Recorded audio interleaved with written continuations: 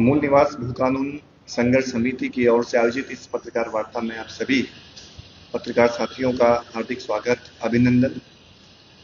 साथियों, आज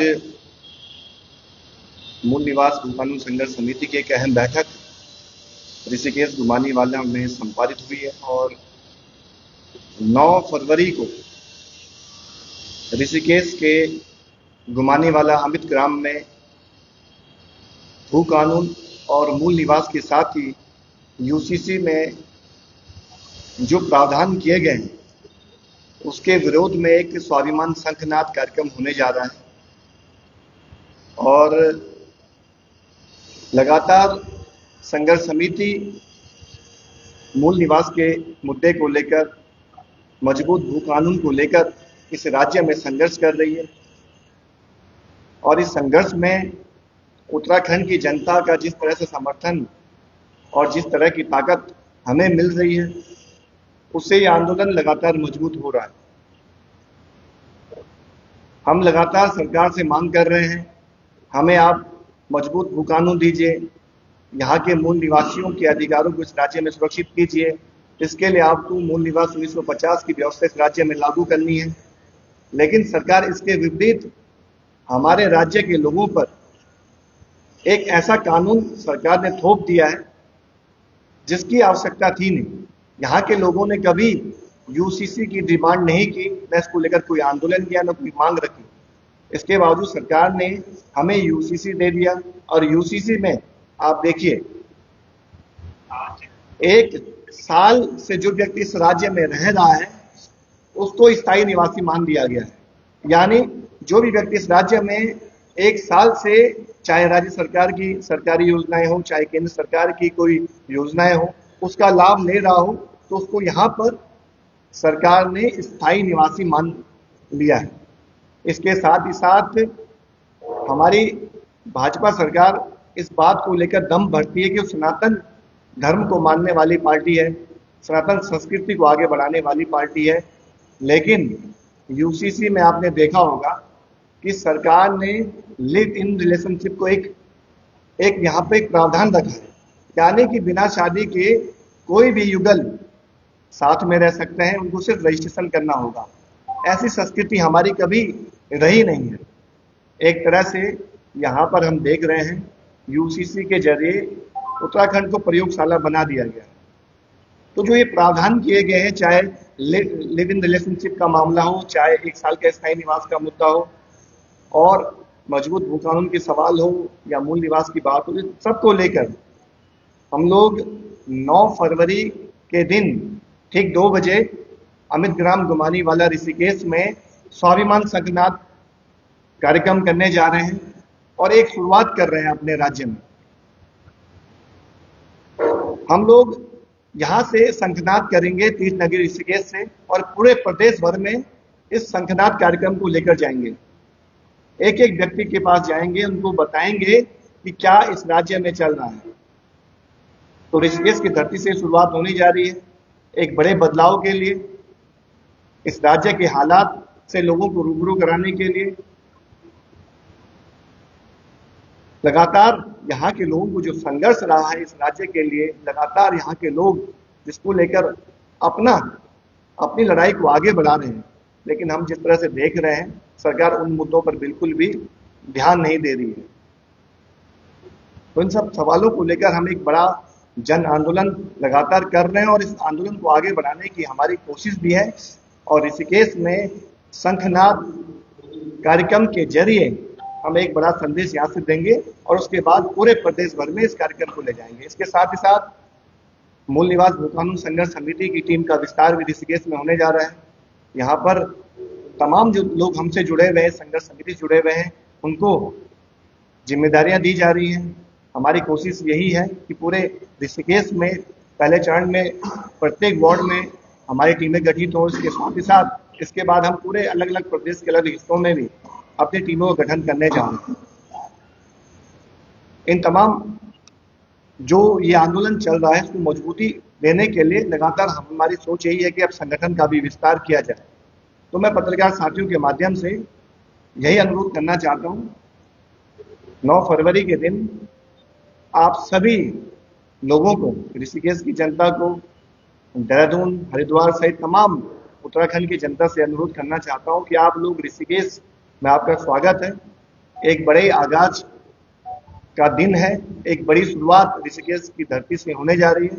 तो आप लोगों को 9 फरवरी के दिन ऋषिकेश के गुमानी वाला में आना है और स्वाभिमान शंखनाद कार्यक्रम का हिस्सा बनकर एक बड़ी शुरुआत की तैयारियों में, एक बड़े शुरुआत जो होने जा रही है, इसका गवाह बनना है। इसलिए आप सभी का मैं, आप पत्रकार साथियों के माध्यम से स्वागत और अभिनंदन करता हूं। आज के इस पत्रकार वार्ता में हमारे और भी साथी हैं, मैं चाहूंगा आप भी अपनी इस पर अपनी बात रखें। सभी पत्रकार साथियों को मेरा प्रणाम। एक बात की तरफ मैं आपको गौर करवाना चाहूंगा कि अगर आप इतिहास देखें तो चाहे वो विश्व का इतिहास हो, चाहे वो हिंदुस्तान का इतिहास हो, कभी भी अगर किसी समाज का अंत करना होता है, किसी समाज को नीचा दिखाना होता है, तो सबसे पहला प्रहार उसकी संपत्ति पर और उसकी महिलाओं के ऊपर किया जाता है। चाहे फिर आप रामायण की बात करें, चाहे आप बात करें महाभारत की, आप देखेंगे किस तरीके से यहाँ का जो समाज है, जो पहाड़ी समाज है, जो उत्तराखंडी समाज है, वो इतने वक्त से मूल निवास मांग रहा है, वो इतने वक्त से भू कानून मांग रहा है। भू कानून मांग रहा है अपनी संपत्ति पर अधिकार की। और अगर हम मूल निवास की बात करें तो मूल निवास हम मांग रहे हैं अपने मूल को बचाने के लिए, अपनी मूल संस्कृति को, अपनी मौलिक संस्कृति को बचाने के लिए। और इसी के ऊपर एक षड्यंत्र के तहत राष्ट्रीय जो हमारे दल हैं वो बार बार प्रहार करने में लगे। पहले उन्होंने हमसे हमारी संपत्ति छीनी और अब उनकी नजर पहाड़ की बहु बेटियों, बहनों पर है। मैं पूछना चाहूंगा आप लोगों से कि उत्तराखंड में कब आपने देखा कि इस प्रकार की संस्कृति को बढ़ावा दिया गया कि शादी से पहले एक लड़की, एक बेटी, एक माँ जो है वो किसी गैर पुरुष के साथ रह रही है। ये एक अवैध संबंधों की श्रेणी में आता है और सरकार कहीं ना कहीं इन अवैध संबंधों को जायज करने की कोशिश करती हुई दिखाई दे रही है। हम यूनिफॉर्म सिविल कोड के पूरे तरीके से विरोध में नहीं है, लेकिन उसके जो 2 महत्वपूर्ण प्रावधान हैं, जिसमें बात होती है लिव इन रिलेशनशिप की और जिसमें बात होती है स्थायी निवास, यानी कोई भी व्यक्ति अगर 1 वर्ष से उत्तराखंड में है तो उसे आप स्थायी निवासी बना दोगे ताकि वो हमारी संपत्ति पर अपना अधिकार दर्ज कर सके। और कोई भी व्यक्ति बिना शादी के अगर यहाँ की महिलाओं के साथ, यहाँ की लड़कियों के साथ रहता है तो उस रिश्ते को आप कहीं ना कहीं वैध घोषित करने के तरफ हमें जाते हुए दिखाई दे रहे हैं। तो इनका हम लोग पूर्ण तरीके से विरोध करेंगे। और जो आक्रोश इन कानूनों के बाद और इससे पहले की जो घटनाएं घटी हैं, चाहे वो अंकिता भंडारी हत्याकांड हो, चाहे भी जो इलेक्शन हुआ उसमें जिस तरीके से उन्हें हराया गया, उसके पीछे जो षड्यंत्र हो, चाहे वो मूल निवास हो, इन सभी मामलों की वजह से जो समाज के अंदर एक आक्रोश आया है, उस आक्रोश को संगठित करने का प्रयास किया जाएगा। और इसी क्रम में ऋषिकेश में शहीद स्मारक अमित ग्राम में 9 फरवरी को एक आयोजन किया जा रहा है, एक बैठक का आयोजन किया जा रहा है, एक जनसभा का आयोजन किया जा रहा है, जिसमें पूरे हमारे प्रदेश से, पूरे उत्तराखंड से हजारों लोगों के आने की संभावना है। और उसी के लिए हम एक आह्वान भी आप लोगों से करना चाहते हैं कि अगर आप अपनी संपत्ति, अगर आप अपने परिवार, अगर आप अपनी अस्मिता और आत्मसम्मान को बचाना चाहते हैं तो बढ़ चढ़कर आप इस जनसभा में आइए, अपनी बात रखिए, अपने आक्रोश को सत्ता के बहरे कानों तक पहुंचाइए ताकि आगे चलकर हमारा समाज जो है वो अपने मूल को बचा सके। धन्यवाद। मोहन जी, आपने अपनी बात करी कि पूरे उत्तराखंड से लोग आ रहे हैं, बड़ा सैलाब यहाँ पे आने वाला है। ऐसा ही भू कानून मूल निवास स्वाभिमान रैली के दिन भी आप कह रहे थे कि आएंगे यहाँ पे कई लोग, मगर उनको लोगों को कभी या तो नेपाली फार्म रोक दिया जाता है या फिर तपोवन से पहले। तो इस बार भी कुछ ऐसी चीजें होंगी, ये चीज तो आपके दिमाग में पहले थी कि अगर रोका जाए तो फिर किस तरीके से आप प्लान करते हैं? देखिए, जब पर्वतों से गंगा बहती है तो बहुत कोशिशें होती हैं चट्टानों की कि उन्हें रोक सकें, लेकिन गंगा अपने गंतव्य तक पहुंच ही जाती है। उस वक्त भी बहुत सारे षड्यंत्र रचे गए थे। आप उस षड्यंत्र में देखिए कि किस तरीके से ट्रैफिक डाइवर्जन था, किस तरीके से नेपाली फार्म में लोगों को रोकने का प्रयास किया। और उससे अगर 1-2 दिन पहले की आप बात करें तो मुख्यमंत्री मजबूर हो जाते हैं एक प्रेस कॉन्फ्रेंस करने के लिए, और वो प्रेस कॉन्फ्रेंस में एक झूठ सबके सामने रखते हैं कि 9 नवंबर से पहले हम लोग भू कानून जनता को देंगे। लेकिन बाद में हमें पता चलता है कि वो भी झूठ था, वो केवल और केवल जनता को रोकने का एक नाकामयाब प्रयास उनके द्वारा किया गया था। तो इस तरीके षड्यंत्र करने में ये पार्टी बहुत ज्यादा आगे है, बहुत ज्यादा माहिर है। लेकिन उस षड्यंत्र के बावजूद लगभग 18,000 से ज्यादा लोग ऋषिकेश पहुंचे थे। तो इस बार भी षड्यंत्र होंगे। आप देखेंगे मीडिया के माध्यम से, सोशल मीडिया में इनके आईटी सेल वो एक्टिव हो जाएंगे और इस जन सम्मेलन को रोकने का प्रयास करेंगे। बट मुझे लगता नहीं कि अब जनता रुकने वाली है, क्योंकि जब बात अपनी संपत्ति की और उससे बढ़कर जब बात अपनी अस्मिता की हो जाती है, अपनी बेटियों की हो जाती है, तो फिर उसे कोई नहीं रोक पाता।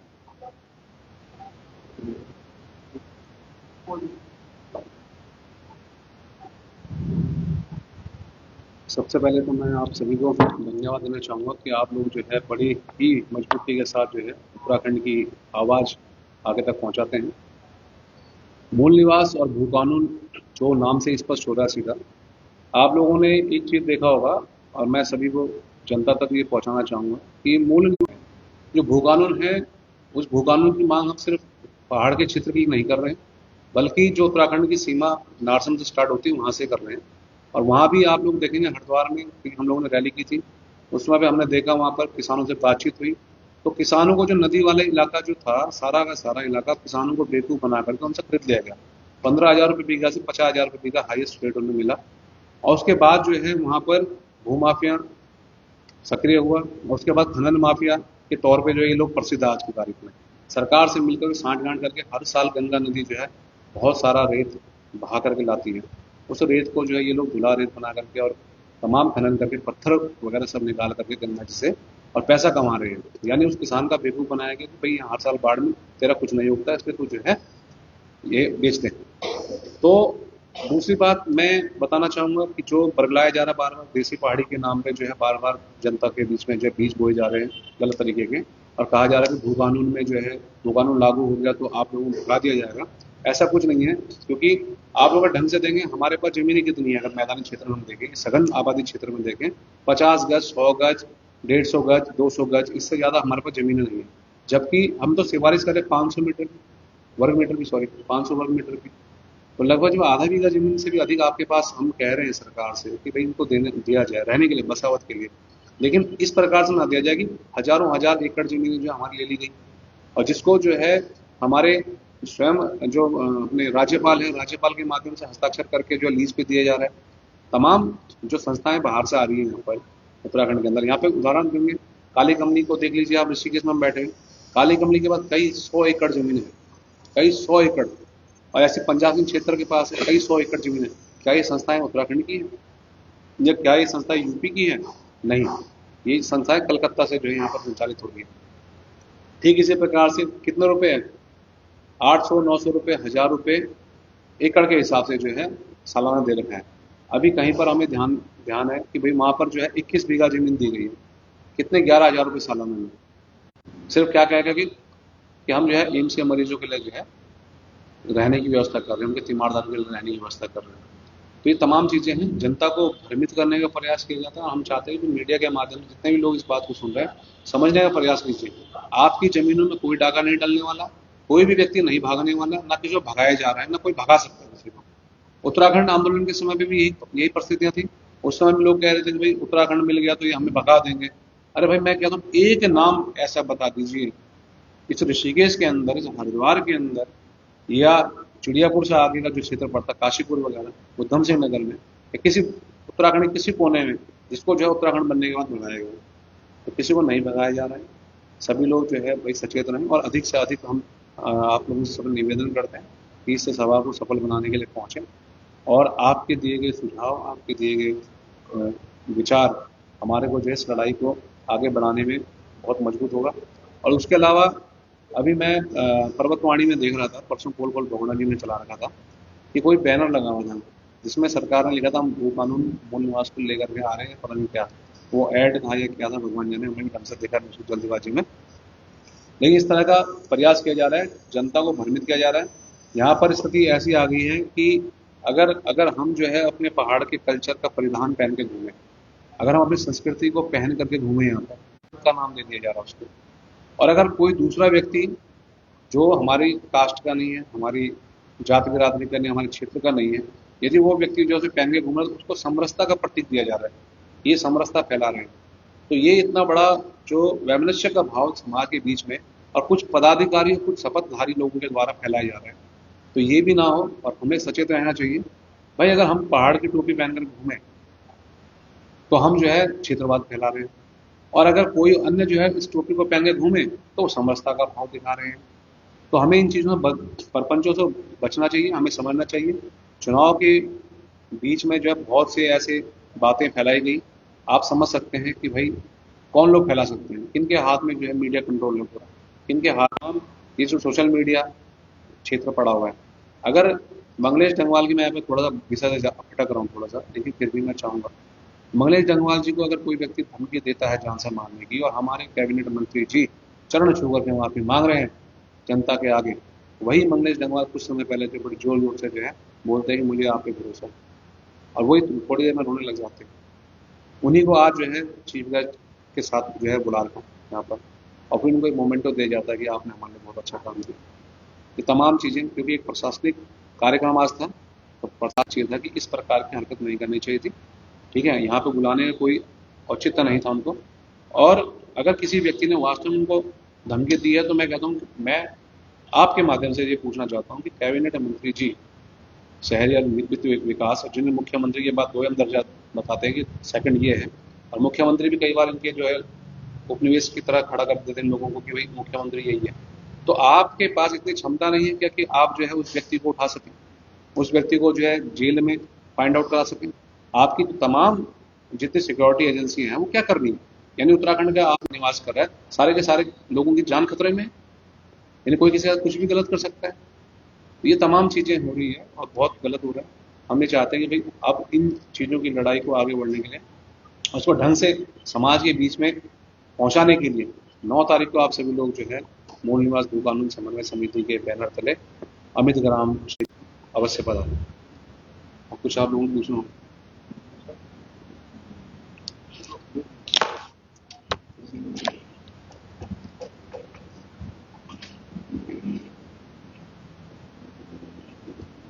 सभी पत्रकार साथियों को नमस्कार। और बड़ी खुशी होती है कि एक मजबूत स्तंभ की तरह आप लोग जनता तक हमारी बातों को पहुंचाते हैं। धन्यवाद। और जैसे कि अभी सारे वक्ताओं ने बताया कि 9 तारीख को स्वाभिमान शंखनाद होना है ऋषिकेश से, तो उसके लिए प्रेस कॉन्फ्रेंस करी जा रही है। और हम आप लोगों के माध्यम से, जितने लोग आपके चैनल को देखते हैं, जितने लोग आपके साथ जुड़े हुए हैं इस उत्तराखंड में, हम सभी से अपील करते हैं कि वो अपने उत्तराखंड को बचाने के लिए बढ़ चढ़ कर आगे आए। खासकर मेरे युवा जो भाई लोग हैं उनसे अनुरोध ज़्यादा रहेगा कि आप लोग इस मुहिम से जुड़ें, क्योंकि जो सरकारें हैं इन्होंने हमारी नौकरियां खा ली। इनके वजह से हमारे गढ़वाली पहाड़ में बोलते हैं डोखरे पोंगड़े, वो भी बिक गए। वहाँ बड़े बड़े होटल बन गए और उन्हीं होटलों में हमारे यहाँ का आदमी बर्तन धोता है। तो हम अपने लिए क्या करें क्या ना करें, लेकिन अपने आने वाली पीढ़ी के लिए कुछ सुरक्षित कर दें। खासकर एक टुकड़ा ज़मीन का जिसमें वो अपने रहने के लिए, अपनी सब्जी के लिए, अपने छत ढकने के लिए अपनी जगह को बचा सके। वरना अभी आपसे प्यार से ज़मीनें खरीदी जाती हैं, कुछ टाइम बाद आपके सर पर बंदूक रखकर, आपको डरा धमकाकर आपकी ज़मीनें हड़प ली जाएंगी। तो ये युवाओं को खासकर अपने कंधों पर जिम्मेदारी उठानी पड़ेगी कि हमें अपने आने वाले भविष्य के बच्चों के लिए करनी है, ज़मीनें सुरक्षित करनी है। और यहाँ के जो हम मूल निवासी हैं, हमको अपना मूल अधिकार चाहिए। हम किसी के अधिकार के हनन की बात नहीं कर रहे हैं कि हम किसी का अधिकार छीन लेंगे, हम अपने अधिकार की बात कर रहे हैं। ना हम कुछ अलग, ना हम भारत से अलग देश होने की बात करेंगे, हमें अलग देश चाहिए। हमें अपने प्रदेश में अपना अधिकार चाहिए। और मुझे लगता है कि जैसे कि ये टीम बहुत बड़ी होती जा रही है और ऋषिकेश माँ गंगा की धरती है, सब कुछ शुभ होगा और सारे लोग मिलकर इस मूल निवास और भू कानून की लड़ाई को आगे बढ़ाएंगे। और मेरा एक और इसमें है, ये जो मूल निवास 50 है, ये सिर्फ पहाड़ियों के लिए नहीं है। यहाँ पर हमारे उत्तराखंड में बहुत सारी ऐसी जातियाँ हैं, जैसे कि मैं एक एग्जाम्पल दूँ, बोक्सा जाति आती है जो 1950 से यहाँ पर रहती है। ये भू कानून और मूल निवास उसके लिए भी है, ये उसको भी मिलेगा। तो हम सबको किसी के बहकावे में नहीं आना है किसी की बातों में नहीं आना है, हमको अपना हक मांगना है और मजबूती से मांगना है। और दूसरी बात रही यूसीसी की, तो जो ये अभी हमारे वक्ताओं ने बताया कि जो दो मुख्य उसमें बिंदु हैं, हमें उसी चीज़ से परहेज है। क्यों? क्योंकि हमारा समाज, हमारी संस्कृति इस चीज़ को बिल्कुल बढ़ावा नहीं देगी। ये आपके चैनल के माध्यम से सरकार को कि हमें इसके लिए कुछ भी करना पड़ेगा अपने घर की इज्जत को बचाने के लिए, तो हम बिल्कुल आएंगे। आपको फिर अपना तंत्र का भी अगर उपयोग करना होगा तो हमें डर नहीं लगता, क्योंकि हम तो एक बिल्कुल मोदी जी की तरह फकीर आदमी है। आप मारेंगे तो शर्ट उतार के बोलेंगे और मारो, लेकिन अपनी लड़ाई को नहीं छोड़ेंगे। धन्यवाद।